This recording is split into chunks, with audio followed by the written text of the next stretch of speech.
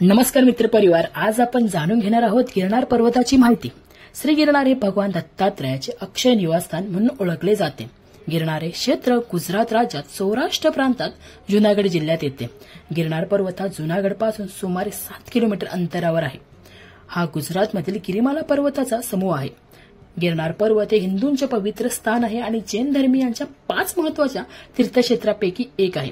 या ठिकाणी भगवान श्री गुरुदेव दत्तांचे निवासस्थान आहे। भगवान दत्तात्रयाने आपल्या चिरंतन वास्तव्याने सुशोभित केले आणि 12,000 वर्ष तपश्चर्या करून सिद्ध केले असे हे ठिकाण गिरनार पर्वत। अशी दत्तभक्तांची अनन्य श्रद्धा आहे। गिरनार पर्वत जाण्यासाठी 10,000 पायऱ्या चढून जावे लागते। अशा गिरनार पर्वतावर तुम्हा सर्वांचं सहर्ष स्वागत।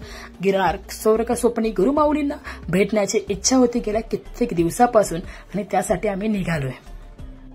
गिरनारला भेट द्यायची असेल तर बँड्रावरून सुटणारी दुपारी 1:40 वाजता सौराष्ट्र जनता एक्सप्रेस पकडा आणि जुनागडला पहाटे 4:41 ला सोडते आणि तिथून गिरनारला या। तरी आम्ही 12 वाजता जुनागड स्टेशनला आलो आणि आम्ही हॉटेलवरती येईपर्यंत आम्हाला 12:30 वाजले। कारण इथे खूप असे स्टार्टिंगला रेट आम्हाला बोलले 2,000 किंवा 1,000। तर आमच्या मित्राच्या सर्चिंगमुळे त्याने गुगल सर्च केलं आणि इथल्या धर्मशाळेमध्ये 700 मध्ये 2 रूम आम्हाला भेटल्या। आणि आता सकाळचे 3 वाजता वाजल्यापासून गजर लावला होता आणि उठलो होतो। सगळ्यांचे आता आंघोळ झाले, 3:50 झालेत आणि आता आम्ही गिरनारसाठी निघणार आहोत। दत्तगुरूंच्या दर्शनासाठी अजून पायथ्याचे आपण पूजन करून आपण दत्तगुरू नामाची सुरुवात करून दत्तगुरूंचं छान असं दर्शन घेऊ।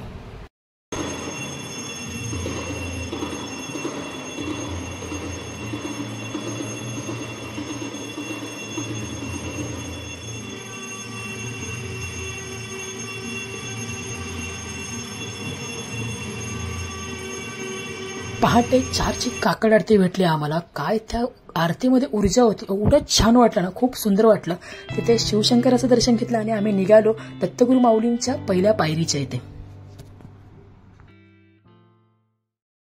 गुरुमाऊलीच्या दर्शनाला जर सुरुवात तुम्ही करता तेव्हा पहिल्या पायरीवरती आपला नारळ ठेवावा लागतो आणि नारळ ठेवून मस्तपैकी छान असं गारणं घालायचं आणि दत्तगुरू माऊलींच्या दर्शनासाठी सुरुवात करायची।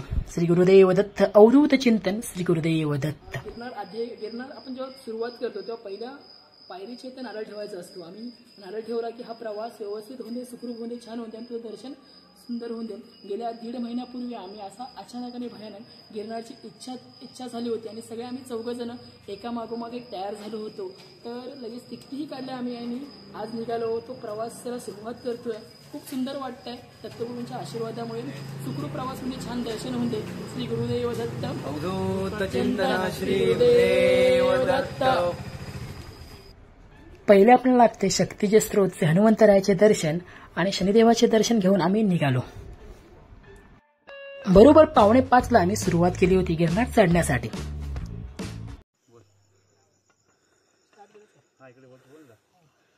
सकाळी 4:45 ला सुरुवात केली होती आणि आता 5:10 झालेत। 700 पायऱ्या आम्ही तिथे पोहोचलो आणि थोडासा पहिला होल्ड केलाय।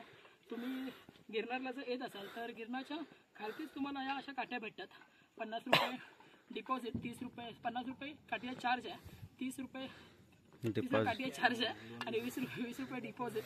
तर आठवणी मंदिराच्या खालतीच घ्या आणि खूप चालताना खूप फायदेशीर पडते।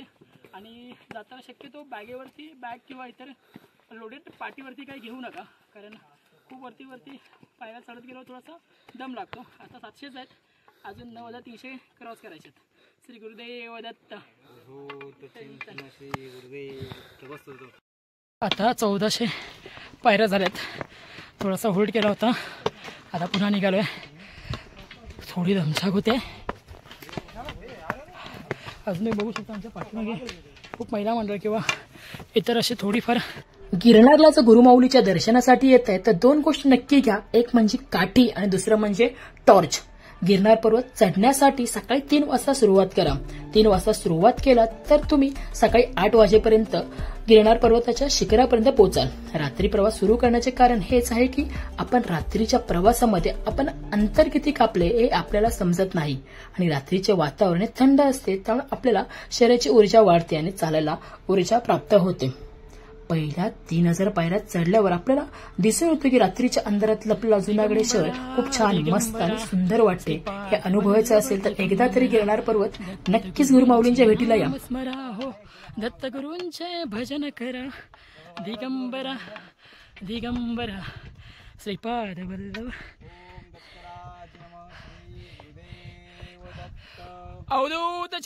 काळोखामध्ये केलेली चालायची सुरुवात आणि मस्तपैकी जेव्हा पहाट होते तेव्हा डोळे तृप्त व्हायला सुरुवात होते. गिरनार तुम्ही 2 मार्गाने येऊ शकता. पहिला मार्ग म्हणजे पायी चालत येतो आम्ही, आणि दुसरा मार्ग रोपवे. रोपवेचे तिकीट येऊन जाऊन 700 रुपये. तर रोपवे तुम्हाला अंबामाते मंदिराच्या इथे सोडतो. तिथून 5000 पायऱ्या चढून तुम्ही गिरनार गुरुशिखराला भेट देऊ शकता.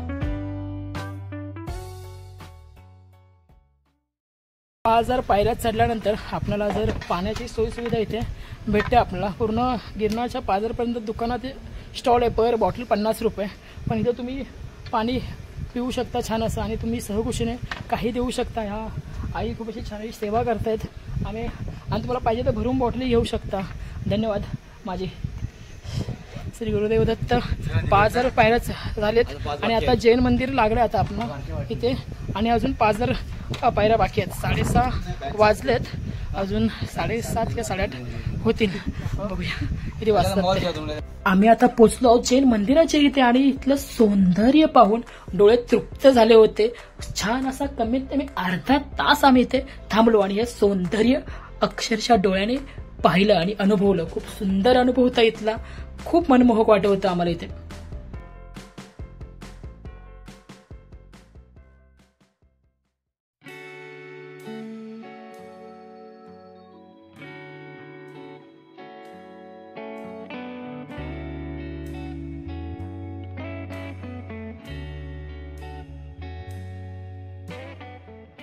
आज 5,500 पायऱ्या चढलो आम्ही, आणि थोडीशी भूक लागली. म्हणजे थोडी नाही, जास्त भूक लागली. तर फरसाण आणले, फरसाण खाल्ले.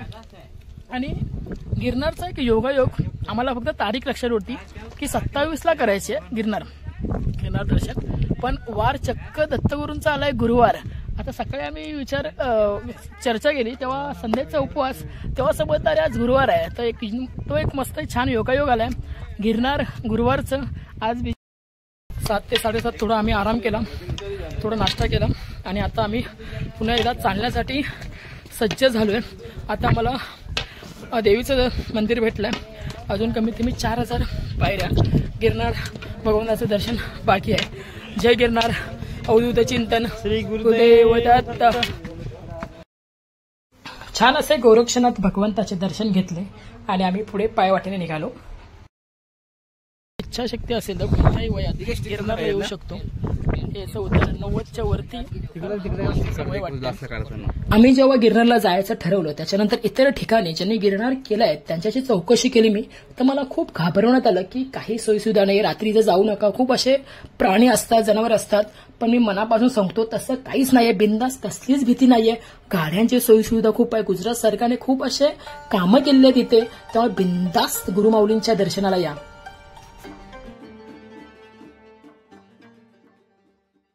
तीर्थयात्रा करायच्या त्या तरुणपणीच. आत्ता जगात म्हातारपण नशिबात आहे की नाही माहीत नाही, म्हणून आता काय ते तरुण आहोत तोपर्यंत फिरून घ्यायचं.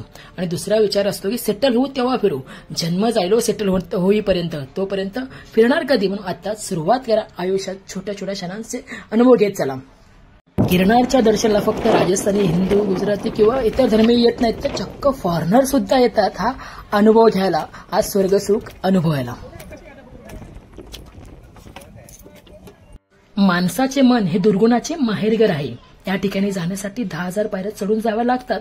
प्रत्येक पायरीवर एक एक दुर्गुणाचा त्याग करीत चढायचे असते. शेवटच्या पायरीवर त्यागाचाही त्याग करायचा आहे. काम, क्रोध, मोह, माया, पाश हे एवढेच दुर्गुण नाहीत, तर त्याच्या शाखा, उपशाखा, पोटशाखाही आहेत. त्या मनाच्या गाभाऱ्यात खोलवर रुजल्या आहेत, जोपासल्या गेल्या आहेत. त्या समूळ नाहीशा होतील आणि प्रत्यक्ष दत्तगुरू भेटतील. अनेकांना लाभ झालाय. आपणही घेऊया असा सुंदर स्वर्गसुख दत्तगुरूंच्या दर्शनासाठी. इथून अवघ्या 2 मिनिटावरती दत्तगुरूंचं दर्शन होईल आपल्याला.